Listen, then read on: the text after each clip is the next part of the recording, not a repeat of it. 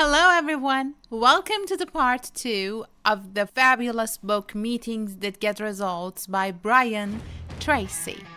This is Tarisa Mahdavi, and I'm going to start part 2 for you. Let's go!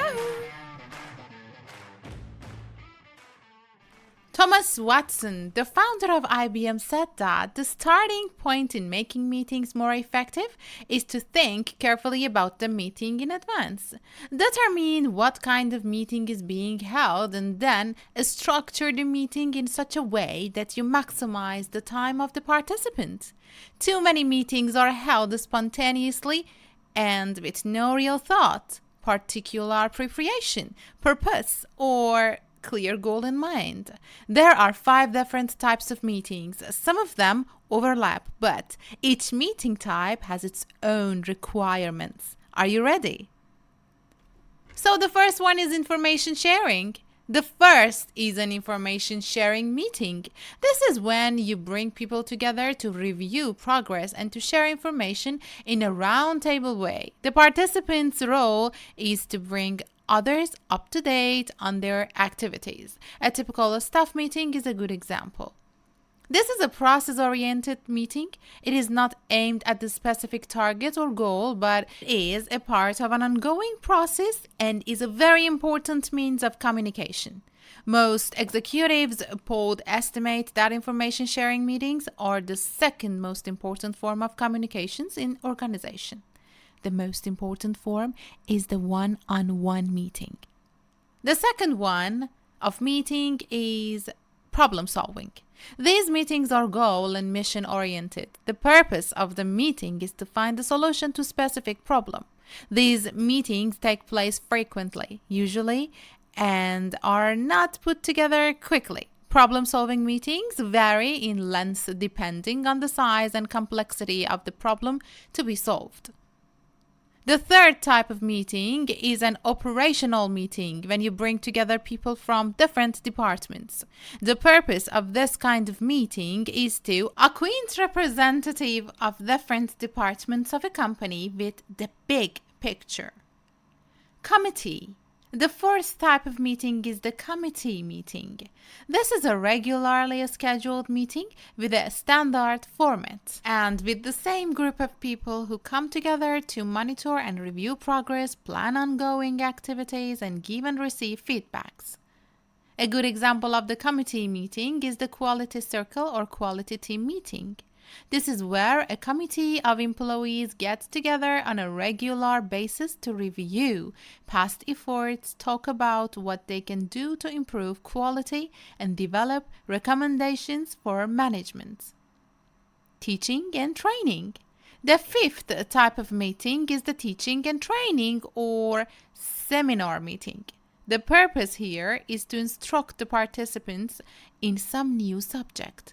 An example would be when new equipment or technology is being introduced or when you are initiating a new program. Many meetings have elements of all 5 types, but to make a meeting effective, it must be clear to everyone which basis type of meeting is being held. Okay, now let's define the purpose of the meeting. The starting point of meeting effectiveness is clarity of purpose. What is the reason for the meeting in the first place? Think it through in advance and ask why the meeting is being held at all. Guard against the tendency of slipping into the habit of holding meetings just for the sake of them. Questions to ask. There are some questions that you can ask to clarify the purpose of the meeting. First, is the meeting necessary? Is there some other way that you can accomplish the objective? Is there another way to hold this meeting or to solve this problem? If your purpose is information sharing, can you pass information on by phone, email, or through a website? Remember, if it is not necessary to meet, it is necessary not to meet, because the meeting ends up being a major time waster.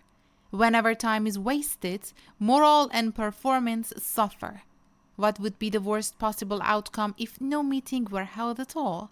If you find that nothing much would happen or that business could be taken care of in other ways, then you should discipline yourself to not hold the meeting.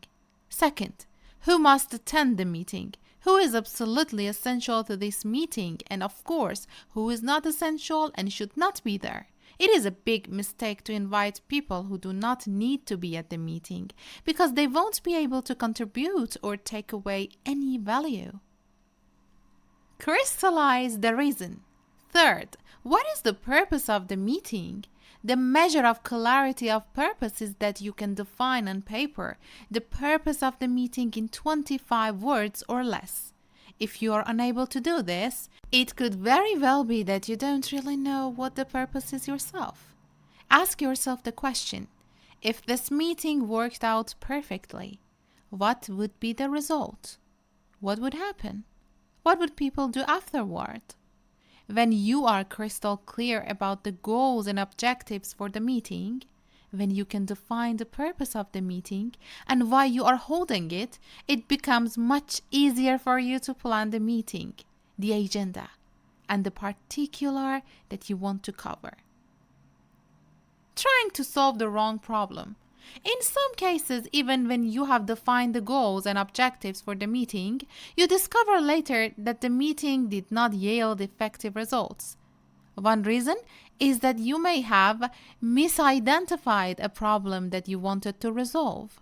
For example, in our sales consulting work, the purpose of many meetings is to resolve a familiar problem. Our sales are too low. We will ask, what else is the problem? The answer may be, we are not attracting enough new customers.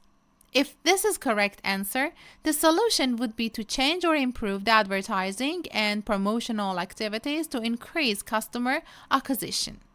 Okay, and we then ask, what else is the problem? The next answer may be that our competitors' sales are too high in comparison with ours. If this is the true definition of the problem, the solution may be to change our product offerings, offer products or services that are new or different, aim our sales efforts at different customers, lower our prices, or offer something new and different that sets us apart from our competitors.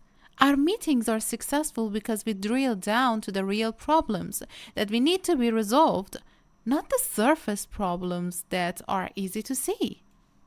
There are costs associated with each meeting, both direct and indirect.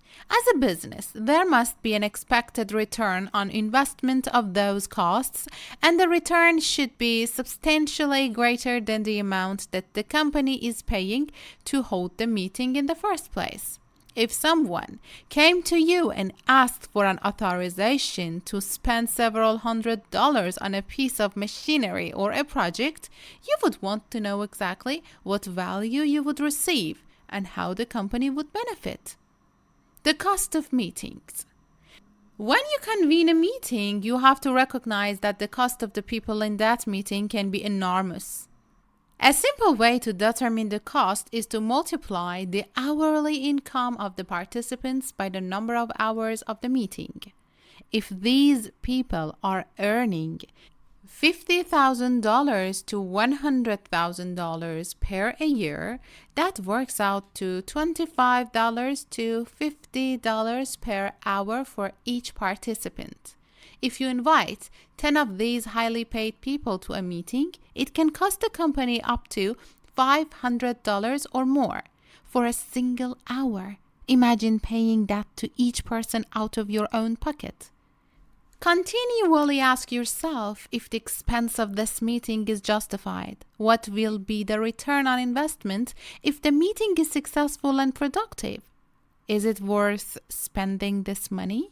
If you are taking people away from other productive work, the meeting has to be more productive and valuable than the activities they would otherwise be accomplishing.